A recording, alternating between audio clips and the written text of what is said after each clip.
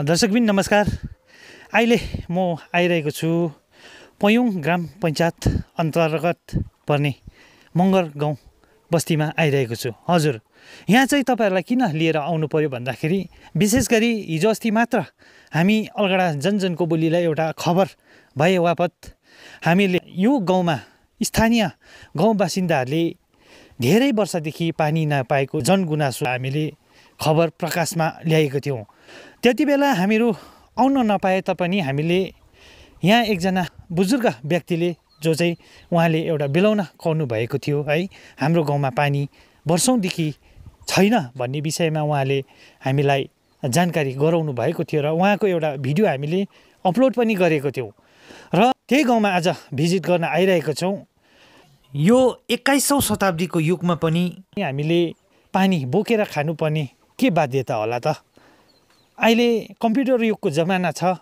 सरकारद्वारा हामीलाई हर घर जल योजना मार्फत घर घरमा पानी पुर्याउने सरकारको योजनालाई यो जग्गामा ठिकसित नभएको हामीले जनगुनासोहरू पनि हामीले धेरै सुनिरहेका छौँ। यो जग्गामा ट्याङ्की मात्र छ, तर त्यो ट्याङ्कीमा पानी छैन। अनि घरमा नल मात्र फिटिङ गरिएको छ, तर जल नै छैन भन्ने विषयमा पनि हामीले धेरै जानकारीहरू यहाँनिर पस्किन आइरहेको छौँ। अनि यो जानकारीहरू हामीहरू बटुलेर यो गाउँमा पानी किन चाहिँ पाइरहेको छैनन्, अनि यो गाउँमा धेरै वर्षदेखि पानीको हाहाकार चाहिँ किन रहेछन् त भन्ने विषय लिएर आज हामीहरू गाउँकै बुजुर्ग व्यक्ति विशेष अनि गाउँलेहरूसँग बात गर्न आइरहेको छौँ। हेर्दै गर्नुहोला जनजनको बोली। बडा नमस्कार। नमस्कार। तपाईँले हिजो अस्ति मात्र है पानीको यो गाउँमा मगर गाउँमा है पानीको धेरै समस्या छ भनेर दुःख पोख्नु हुँदै थियो। कहिलेदेखिको समस्या हो?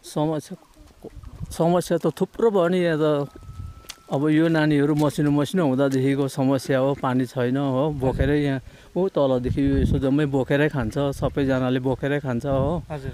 अन्त त्यसो हुँदाखेरि सबलाई समस्या छ। भर्खर जलबाट तपाईँहरूले यो ट्याङ्कीहरू बनाएको छैन यहाँतिर? ट्याङ्कीहरू चाहिँ बनायो, कल पनि हाइड्रेनहरू पनि बनायो, कल लगाइदिएको छैन, पानी जोडिदिएको छैन। हजुर। कति वर्ष भयो अरे तपाईँले पानी बोक्नु भएको? पानी बोकेको त थुप्रै वर्ष भयो नि। अब नानीहरू मसिनो हुँदादेखि बोकेको अहिलेसम्म पानी बोकेरै निर्वाह छ। सुन्नुमा आउँदैछ तपाईँकोमा त सुत्केरी बुहारी पनि छ भनेर? हजुर, सुत्केरी बुहारी छ। कसरी जीवन धानिरहनु भएको छ यो पानी नहुँदाखेरि? पानी नहुँदा बोकेरै निर्वाह भइरहेको छ अहिलेसम्म। दिनमा कतिपल्ट बोक्नुहुन्छ पानी? केही हिसाबै हुँदैन। कति टाढो छ यहाँदेखि धारा? अरू चाहिँ यता मुनतिर जान्छ, म चाहिँ सजिलोको लागि यता जान्छु। यहाँ पर जान्छ, बोझे झारा भन्छ, त्यहाँ जान्छु र त्यताबाट सजिलो बाटो आउँछु। नमस्कार सबैलाई। नमस्ते। तपाईँहरू मगर गाउँकै हुनुहुँदो रहेछ है। यो पानीको समस्या चाहिँ कहिलेदेखिको हो तपाईँहरूको? पानीको समस्या त अब म त भाइ भन्नुपर्दाखेरि बिहा भएर आएको यहाँ 20 वर्ष भइसक्यो। अब मैले पानी बोकेको त त्यति नै भयो। त्योभन्दा अगाडि अब बडा मामाहरू हुनुहुन्छ होइन, कति वर्ष भयो उहाँहरूलाई थाहा छ। त्योभन्दा अगाडि चाहिँ अहिले अब हामीलाई हरेक पानीको त्यति साह्रो समस्या। अब हामीलाई टोइलेटको लागि 1 लिटर पानी भर्नु पनि धारै जानुपर्छ। बिहान उठेर मुख धुनु ब्रस गर्नु धारै जानुपर्छ। त्यहाँबाट एउटा अलिकति घरमा एउटा पूजा केही कार्य गर्नु पऱ्यो भने त्यही मेन पानीकै प्रब्लम छ अब हामीलाई चाहिँ। अच्छा, घर जलको तपाईँहरूलाई के यो योजना मार्फत घरमा आएको छैन? त्यो हर घर जलको चाहिँ हाइड्रेन चाहिँ बनिएको छ भनौँ न, त्यति नै। अरू केही पानीहरू चाहिँ पाइपहरू केही छैन, खालि हाइड्रेन मात्रै बनिएको छ। अच्छा, पानी कहिलेसम्म चाहिँ आउँछ घरमा भनेर भन्दै? पानीको त त्यो केही अब हामीले पानी आउँछ सोर्सै छैन भन्छ हाम्रो यहाँ चाहिँ। अब यो पानी चाहिँ अब हामीले अहिलेसम्म के अरे इलेक्सन आउँछ जहिले पनि होइन, अब हाम्रो भोटर आउने टाइममा चाहिँ नि दुनियाँभरको आउँछ भोट माग्नुको लागि। हाम्रो मेन प्रब्लमै पानीकै बताउँछ। जनसभा भयो चाहे कुनै मिटिङ हुन्छ होइन, हामीले फर्स्ट चिठी नै पानीको भनेर लेखेर लु हरेक लु गाउँकोले सिग्नेचर गरेर जतिपल्ट यो मिटिङहरू भएको छ हाम्रो एप्लिकेसन चाहिँ गएको छ।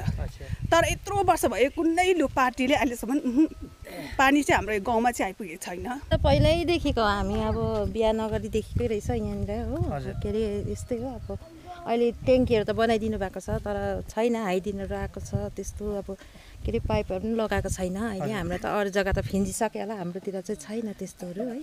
त्यही हो, बिचरा यहाँनिर कति सुत्केरी बहिनीहरू छ होइन, अहिले साह्रो परिरहेको छ नि बिचरा। मामाहरू पानी बोकेरै अब बोकिरहनु भएको छ, देखिरहेको छ। अहिले पनि बोकेर आउनु हुँदै थियो। अन्त के अरे हामी पनि अहिले हस्पिटलबाट आएको कि, अन्त मामा पानी बोकेर आउनु हुँदै थियो रहेछ, जोइले पनि जिस्काउनु हुँदै थियो कि। हजुर हजुर। अन्त त्यही हो अब समस्या त पुरै छ भन्नु पर्यो। के भन्नुहुन्छ तपाईँ यो समस्याको समाधानको लागि चाहिँ? अब त्यही हो, अब हामीलाई पानी चाहिएको छ होइन। अब हाइडिनहरू बनाइसकेपछि त ट्याङ्की बनाइसकेपछि त पाइप त ल्याउनु पऱ्यो नि, पानी त आउनु पऱ्यो नि त होइन र। यहाँनिर कति दुःख परिरहेछ। अब हाम्रो त यहाँनिर केही मरौ पऱ्यो पनि यति साह्रो दुःख हुन्छ। पानी बोकेर चलाउनु पर्छ, हामीले पानी छैन अहिले। अब कहाँबाट ल्याउनु? पानीकै सोच्नु पर्छ। हजुर पानीकै सोच। अब हेर्नु पर्यो अब के भन्नु र अरू त। हामी बिहा गरेर आउँदादेखिको समस्या हो है। मेरो बाबा आमा सासू ससुराकोदेखि नै यो समस्या हो, अहिलेदेखिको होइन है। यहाँनिर पानीको चाहिँ धेरै मात्रामा समस्या। अब गाउँघरमा देख्नुहोस् यो सुकौरोपन एकदम भइरहेछ है। जहाँ टोइलेटमा हेर्नुहोस् पानीकै चाहिन्छ हरेक कुरामा। यहाँ एउटा घरमा सानो मरौ पर्दा पनि एकदमै पानीको असुविधा भएर है फोन गरागर जुठो भाँडा लडिरहेको अवस्था हुन्छ, त्यो पानी नपुगेको कारणले गर्दा है। अब हाम्रो सरकारहरूमा चाहिँ के भन्नु चाहन्छु भने चाहिँ अब सरकारहरूले यो दुःखहरूलाई हेरिदिएर है छिटै अब घर घर जल योजनाको अहिले उयो मिलाइरहेको छ, त्यसको पाइपहरू फिटिङ गरिदिया जाओस्। र हामीले चाहिँ अब ट्याङ्कीहरू अहिले फिलहाल बनिएको छ है। हामी सरकारलाई पनि दोस्नु चाहदैनौँ है।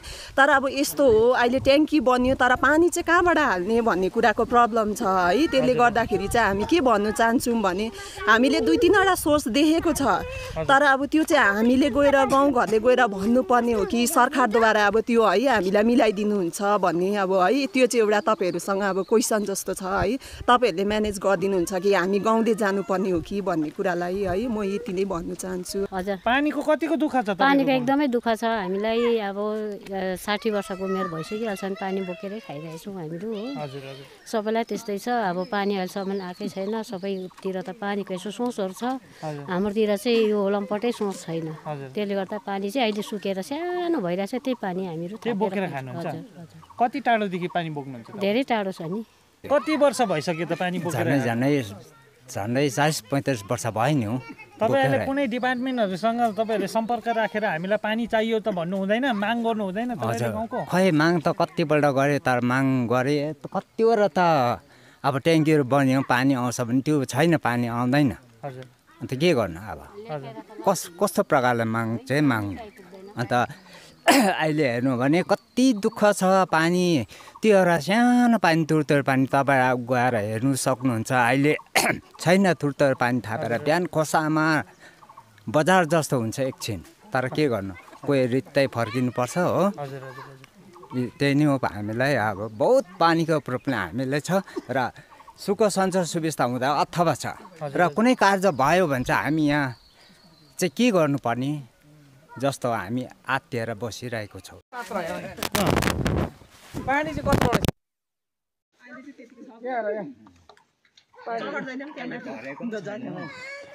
ए ट्याङ्की नभरे यो भरिनुपर्छ। कति जस्तो घरहरूले चाहिँ तपाईँहरूले चाहिँ खान्छ यो पानी चाहिँ? उकालो बोक्नुपर्छ। यहाँ पानी चाहिँ यसरी अब जाममा गरेर चाहिँ यहाँ आउनु पर्यो पानी। र ट्याङ्कीमा चाहिँ यत्रो पानीले जम्मा भएर चाहिँ 17-18 घरले चाहिँ पानी खानुपर्छ।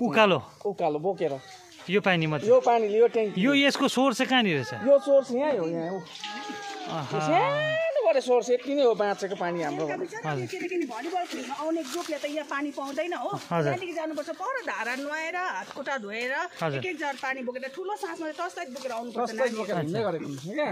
जो छिटो आयो नि त्यसले पानी प्रशस्त पायो। छैन ट्याङ्कीमा पानी त्यसले पानी पाएन। पल्लोपट्टि जानु पर्यो।